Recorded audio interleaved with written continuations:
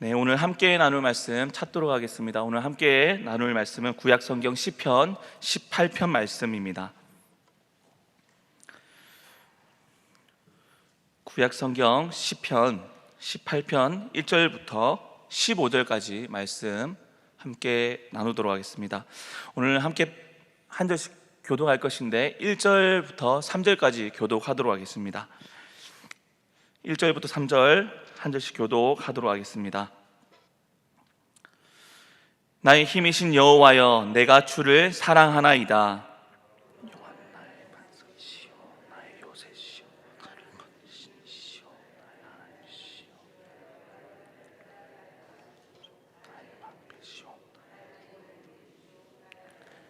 함께 읽겠습니다. 내가 찬송받으실 여호와께 아뢰리니 내 원수들에게서 구원을 얻으리로다. 아멘. 계속해서 이제 시편 말씀을 나누고 있습니다. 시편을 나누실 때에 단순히 과거에 하나님을 올려드렸던 찬양이 아니라 오늘도 이 순간에도 우리의 삶 가운데서 우리의 찬양이 되는 성경이 바로 시편이기도 합니다. 시편 오늘 말씀을 보시면 18편 말씀은 우리의 믿음의 선배이자 또 우리의 좋은 귀감이 되었던 다윗 왕의 찬송이 바로 이 시편입니다. 오늘 18편에서 볼 수 있다시피 1절에서 50절까지 말씀인데 오늘은 15절까지 나눕니다. 먼저 1절 말씀을 조금 보시면 다윗이 하나님을 어떻게 고백을 하고 있는지 우리가 한번 살펴볼 수 있습니다. 1절 말씀에 나의 무엇이라고 말씀합니까? 힘이라고 표현하고 있습니다. 힘이라는 단어를 우리가 생각해 보면 어떤 느낌이 납니까? 우리가 살아가는 가운데 어려움을 이겨내는 능력으로 쉽게 생각할 수도 있고, 좀 더 쉽게 생각하면 우리가 그냥 기초적인 생활을 하는, 행동할 수 있는 에너지원이라고 말할 수 있습니다. 그처럼 힘이라는 표현은 우리에게 쉽게 다가오기도 하지만은 우리가 쉽게 범접할 수 없는 능력도 힘이라고 말을 하고 있습니다. 내가 가진 능력도 힘이 될 것이고, 또한 하나님을 의지하는 하나님의 강권적인 섭리를 우리는 하나님의 힘, 능력이라고 표현을 하고 있습니다. 1절에서는 다윗은 분명히 나의 힘은 여호와이시다라고 표현을 하고 있다는 것입니다. 왕으로서, 그리고 젊은 나이부터 큰 능력과 명예와 권력을 가졌던 다윗 왕이지만은 그가 가진 능력은 나에게 있는 것이 아니라, 주변 사람에게 있는 것이 아니라 하나님께 있다라는 것을 시편에서 고백을 하고 있다는 것입니다.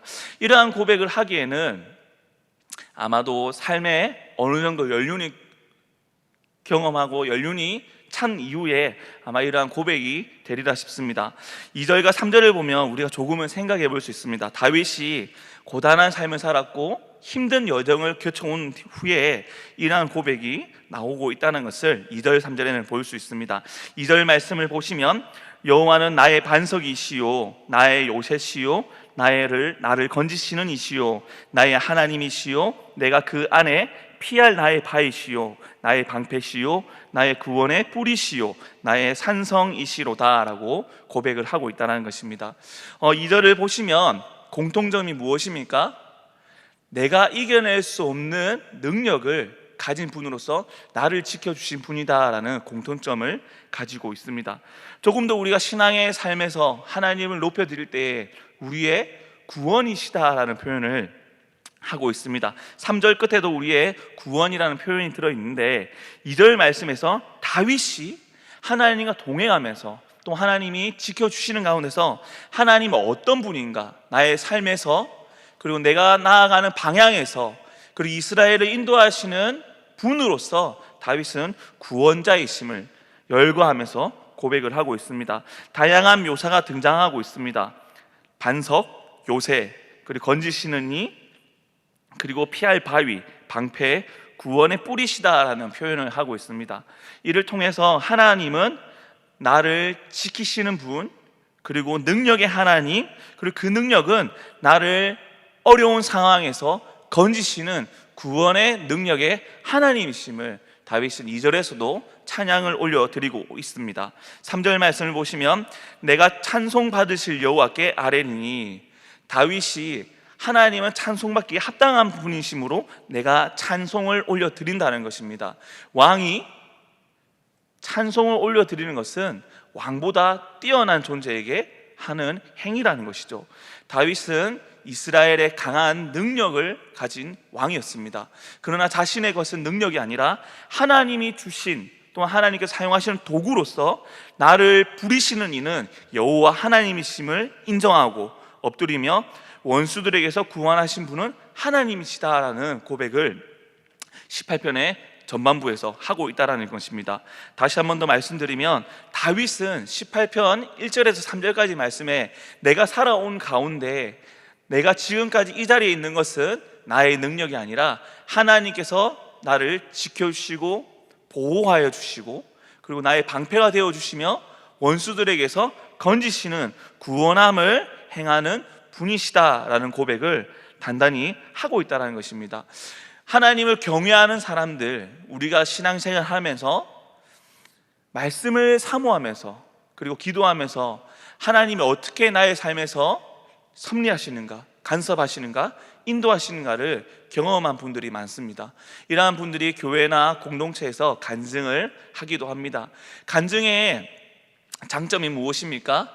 바로 하나님께서 저분에게도 지금도 함께 하시고 나에게도 함께 하시며 저러한 일을 행하시는 분이 누구신가? 여호와 하나님밖에 없다라는 것을 우리의 고백으로 나타내는 장점이 있습니다.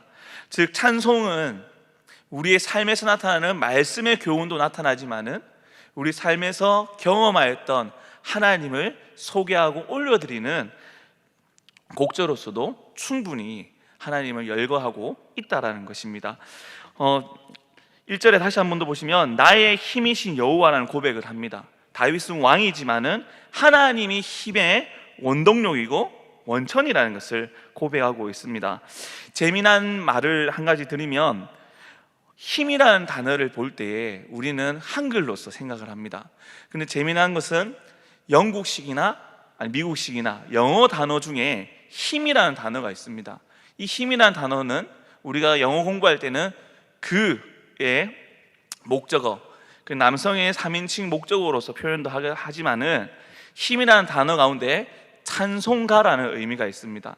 그러면 1절에 재미삼아서 말씀을 드리면 나의 힘이신 여호와, 단순히 원천, 원동력, 힘, 에너지원만 표현한 재미가 아니라 정말 우리말로서 재미를 삼아서 나의 힘이신 여호와라는 표현은 나의 찬송이신 여호와라는 재미난 적용이 될 수 있을 거라 생각이 됩니다. 다시금 본문 말씀을 넘어가서 4절부터 말씀을 좀 보도록 하겠습니다. 4절 말씀을 보시면 사망의 줄이 나를 얽고 불의의 창수가 나를 두렵게 하였으며, 5절 말씀에 수월의 줄이 나를 두르고 사망의 올무가 내게 이르렀도다 라고 말하고 있습니다. 1절에서 3절까지는 기쁨과 감사와 그리고 하나님의 영광을 올려드리는 찬송을 하고 있지만은 4절부터는 조금 분위기가 대조되는 분위기를 볼 수 있습니다. 그러나 이 4절부터는 다윗의 삶 가운데 내가 경험하고 내가 이겨내지 못한 상황을 설명하고 있다는 것이죠. 사망의 줄이 나를 얽매이고 죽음이 나를 붙들고 있고, 그리고 불의의 창수, 악의를 행하는 많은 자들이 나를 두렵게 하고 있었으며, 스올의 줄, 깊은 나락, 깊은 웅덩이에 내가 빠져나올 수 없는 그곳에서 나를 당기고 있고 함정이 나를 채워가고 있었다라고 다윗은 고백하고 있습니다. 결국 나 스스로 내가 나를 건질 수 없는 상황에 처해져 있었다라는 것을 4절과 5절에서 말씀을 하고 있습니다. 6절 말씀에 내가 환난 중에서 여호와께 아뢰며, 그러나 그 어려운 상황에 다윗이 할 수 있었던 것은 무엇이냐? 오직 여호와를 경외하며 하나님 앞에 엎드리며 하나님께 부르짖는 것밖에 없었다는 것입니다. 6절에 계속해서 나의 하나님께 부르짖었더니 그가 그의 성전에서 내 소리를 들으시며 그의 앞에서 나의 부르짖음이 그의 귀에 들렸도다라고 다윗은 고백하고 있습니다. 출애굽기 말씀을 우리가 좀 생각해 보시면, 출애굽기 1장에서 이스라엘 백성들이 애굽의 노역 가운데 그들이 부르짖음을 계속해서 하였습니다. 고된 삶을 부르짖었고, 여호와 하나님 왜 우리를 건져주시지 아니하는가 하면서 기도하고 부르짖었습니다. 하지만 하나님께서는 그것을 귀를 닫고 아니면 듣지 못한 것이 아니라 하나님께서 그 부르짖음을 기억하셨고 하나님이 응답하셨습니다. 그것이 바로 출애굽의 역사였습니다. 그처럼 다윗이 어려운 상황에 처해져 있을 때 그가 한 것은 나의 능력으로, 주변 사람의 관계를 개선해서 사람의 능력으로서 이 어려운 상황을 이겨내고자 한 것이 아니라 오직 구원은 하나님밖에 없음을 깨닫고 알았기에 하나님께 엎드려 하나님을 찾고 하나님께 부르짖었다는 것입니다. 그리고 그 부르짖음은 하나님이 응답하셨다라고 다윗은 다시 한 번 더 고백을 하고 있습니다. 18편의 찬송은 하나님의 구원함에도 있지만 또 그것을 넘어 하나님을 믿는 자가 얻을 수 있는 가장 큰 선물이 무엇인지 우리는 한번 생각해 보아야 합니다. 우리가 신앙인으로서 또한 하나님의 백성이라는 성도로서 일컬음 받고 있는 가운데 우리가 받은 최고의 선물은 무엇입니까? 지금 내가 살아가고 있는 환경, 아니면 재산, 아니면 가정입니까? 이것을 넘어서서 하나님께 받은 선물이 무엇인지 우리는 생각을 해보아야 한다는 것입니다. 그 선물은 무엇일까요? 바로 믿음입니다.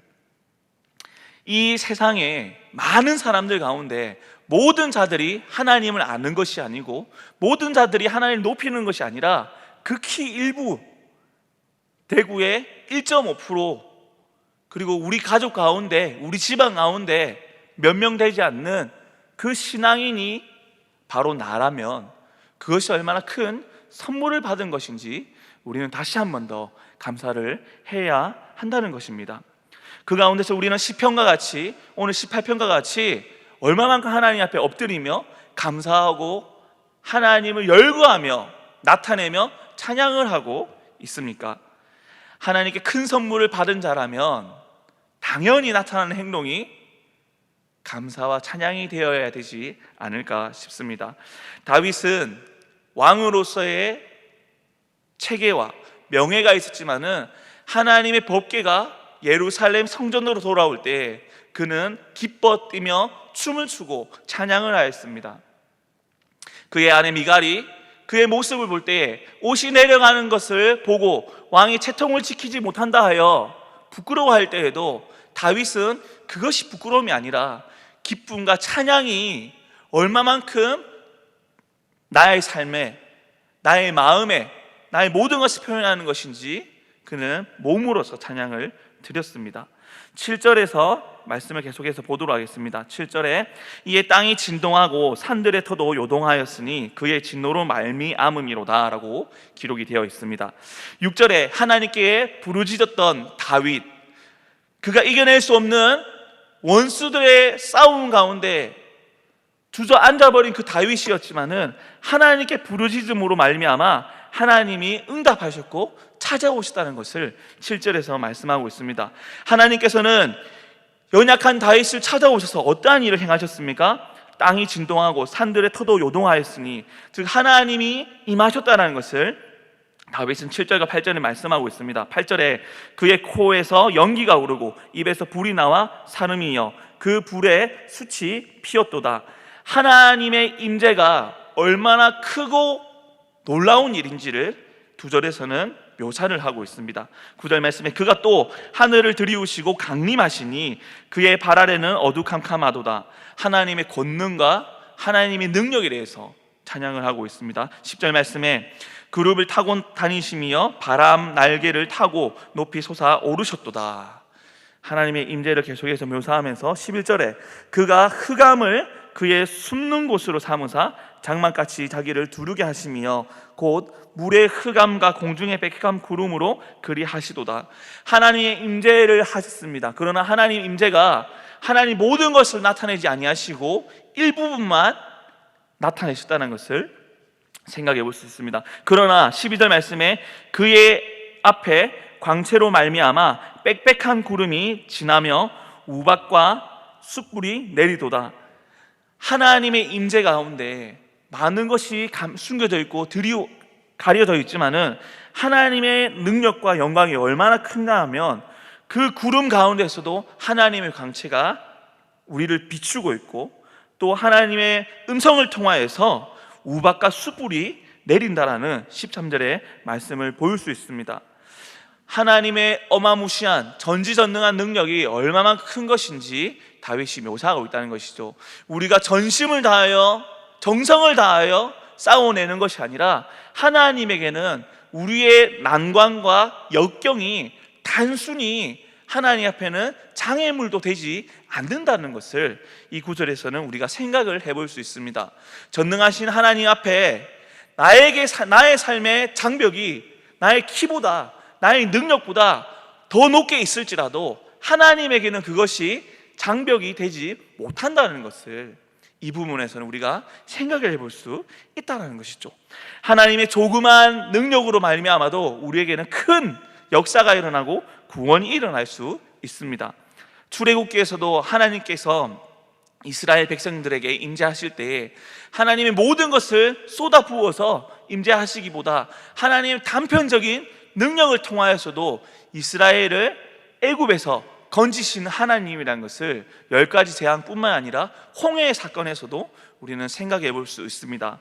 출애굽기 21장 14절에서 큰 동풍이 불어 바다를 가르고 바다 안에 하나님께서 미리 예비해 주신 그 출애굽의 길을 열거하고 나타내셨을 때에 이스라엘은 놀랄 수밖에 없었습니다. 큰 바다가 나의 장벽이 되었고 뒤에 추격해오는 애굽의 많은 병거들 가운데서 우리가 결국 광야에서 바다 앞에서 죽게 되는구나 라는 그 운명론이 아니라 하나님은 나의 생각을 뛰어넘어 나의 눈을 초월하여서 많은 일들을 예비하고 계셨다는 것을 출애굽 세대의 백성들이 경험하였습니다.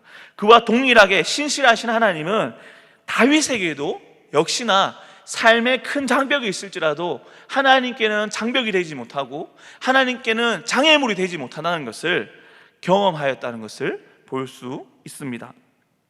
14절에 그의 화살을 날려 그들을 흩으시며 많은 번개로 그들을 깨트리셨도다. 자신의 원수들에 대해서 하나님이 건져주심을 고백하고 있습니다. 15절 말씀에 이때에 여호와의 꾸지람과 콧김으로 말미암아 물밑이 드러나고 세상의 터가 나타났도다 라고 말씀합니다. 이 구절을 다시 한 번 더 볼 때에 조금 전에 말씀했던 홍해 사건을 생각해 보면 이 말씀이 조금 더 쉽게 이해가 될 것 같습니다. 보이지 않던 물 안에 있던 그 묻이, 그 길이 드러나게 됐다는 것이죠. 하나님은 우리를 인도하십니다.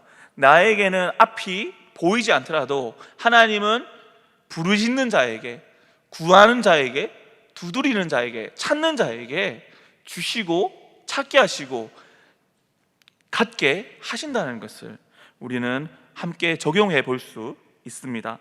15절 말씀에 세상의 터가 나타났도다. 이것은 하나님의 영광이, 하나님의 섭리가 나타났다는 것으로 우리는 다시 한 번 더 말씀을 볼 수 있습니다. 말씀을 정리하겠습니다. 다윗은 자신의 삶이 어떻게 이루어졌는가를 18편에서 고백을 하고 있습니다. 내가 왕으로서 어떻게 살아왔는가가 아니라 하나님이 나의 삶에서 어떠한 일을 행하셨는가, 즉 구원의 하나님이 어떻게 구원을 행하셨는가를 다윗은 18편에서 찬송을 하고 있다는 것이죠. 우리는 오늘날 하나님께 어떻게 구하고 있습니까? 신약 성경 마태복음 7장 7절과 8절에서는 예수님께서 가르쳐 주셨습니다. 구하라 그리하면 주실 것이라 말씀하셨고 구하는 이마다 받을 것이라 말씀하시고 찾는 이는 찾을 것이요 두드리는 이에게는 열릴 것이다 라고 마태복음에 말씀하고 있습니다. 우리는 이것을 믿고 살아가고 있습니까?